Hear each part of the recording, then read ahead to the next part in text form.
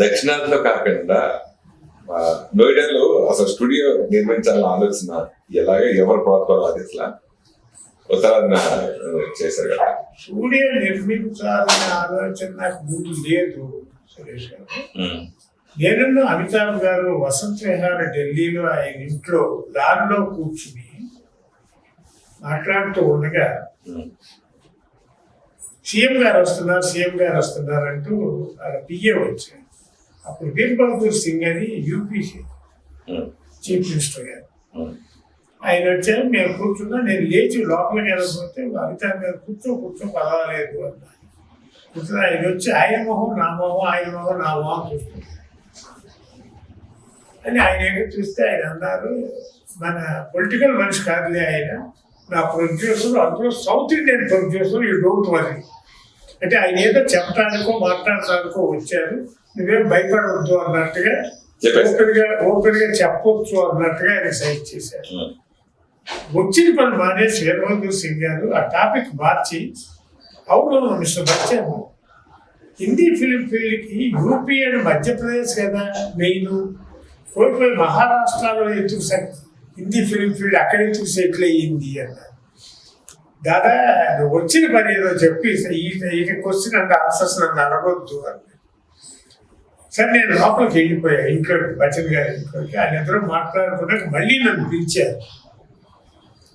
Mister రావు, నేను tomorrow morning ఆయన బయట లక్నో వెళ్తున్నా స్టేట్ ఫ్లైట్లో, మీరు నాతో వస్తున్నారు అన్నాడు వీర్ బహదూర్ సింగ్ గారు. నేను ఏంటి అని అమితాబ్ గారు మొహాన్ని చూస్తే, నీతో ఏదో మాట్లాడాలి సినిమా ఇండస్ట్రీ గురించి, నిన్ను ఆయనతో తీసుకెళ్తారు లక్నో, వెళ్ళిపోతుంది రావాలంటే నేను ఆయనతో వెళ్ళాక ఆయన ఏమైనా సరే ఫిల్మ్ ఇండస్ట్రీని యూపీలోకి మార్చాలి, ఉత్తరప్రదేశ్కి.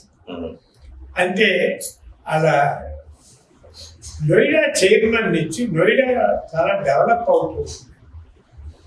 ఢిల్లీకి దగ్గర, ఇది part and parcel of UP. కాబట్టి ఇక్కడ ఎక్కడైనా మీరు స్టూడియో పెట్టాల్సిందేనని, సినిమా వాళ్ళు ఇక్కడికి రప్పించాల్సిందే అని కొంచెం ఫోర్స్ చేశారు. నేను అమితాబ్ గారి PA, chairman of the Noida, మేము అందరం కలిసి ఒక 3 రోజుల పాటు సర్వే చేసి తిరిగేవాడిని నోయిడాలో. ఒక 27 ఏకర్స్ని సెలెక్ట్ చేశా, యమునా రివర్ బ్యాంక్. ఆయనతో సీఎం గారితో చెప్పాం, ఒక ప్లేస్ని సెలెక్ట్ చేసామండి, అది బాగుంటుందని అనుకుంటున్నాం, కానీ ఒక రిక్వెస్ట్ గురించి, డోంట్ మిస్టేక్, ఫిల్మ్ ఇండస్ట్రీ ఇక్కడ రావడం చాలా కష్టం. పంజాబ్ నుంచి ప్రొడ్యూసర్స్, డైరెక్టర్స్, ఫైనాన్సర్స్, నటులు అందరూ బాంబే సెటిల్ అయ్యారు. వాళ్ళని మళ్ళీ తిరిగి మనం యూపీలోకి తీసుకుని రాలేము. కాబట్టి ఇక్కడ ఒకటే ఒక అడ్వాంటేజ్గా నేను తీసేస్తున్నా, వీడియో స్టూడియో పెడదాం. రీజన్ ఏంటంటే అప్పుడు అప్లింకింగ్ ఫెసిలిటీ మనకి ఇండియాలో ఎక్కడా లేదు. అప్లింకింగ్ ఫెసిలిటీ తాష్కెంట్ ఒక్కటే రష్యాలో భాగం, తాష్కెంట్లోనే ఉంది అప్పటికి. తాష్కెంట్ మనకి 1.5 to 2 hours journey by flight from Delhi to Tashkent. మనం అక్కడికి తీసుకెళ్ళి అప్లింకింగ్ చేయొచ్చు, బ్రాడ్కాస్టింగ్ చేయొచ్చు. కాబట్టి అది నా సజెషన్ కింద, నా అడ్వైస్ కింద చెబుతున్నాను మీకు, తర్వాత మీ ఇష్టం అని. అప్పుడు వీర్ బహదూర్ గారు ఏమంటావు అని వాళ్ళ పిఏని, చైర్మన్ని, సెక్రటరీస్ని, ఈ మినిస్టర్స్ని కూడా క్వశ్చన్ చేస్తే వాళ్ళందరూ అదే కరెక్ట్. అప్పుడు చైర్మన్ గారు, నోయిడా చైర్మన్ గారు ఒక డౌట్ ఎక్స్ప్రెస్ చేశారు వీర్ బహదూర్ గారితో. పూర్ణచంద్రరావు గారు సెలెక్ట్ చేసి 27 ఎకరాలు సెంట్రల్ గవర్నమెంట్కి మనం అలాట్ చేశామండి. ఓ, సెంట్రల్ గవర్నమెంట్ అలాట్మెంట్లో ఉండాలి, సారీ మిస్టర్ రావు, ఇంకేదన్నా ఇంకోసారి సెలెక్ట్ చేస్తావా చూడు, నేనేమి సెంట్రల్ గవర్నమెంట్ నుంచి నేను కన్విన్స్ చేసి తీసుకోలేను ఆ ల్యాండ్ అంటే. మళ్ళీ ఏదో 18 ఎకరాలు ఇంకో 2 రోజులు కష్టపడి తిరిగి ఒక 18 acres సెలెక్ట్ చేసాం. దానికి కూడా నోయిడా చైర్మన్ గారు, అది స్టేట్ గవర్నమెంట్ అలాట్మెంట్లోకి వెళ్ళింది సార్ అన్నాడు.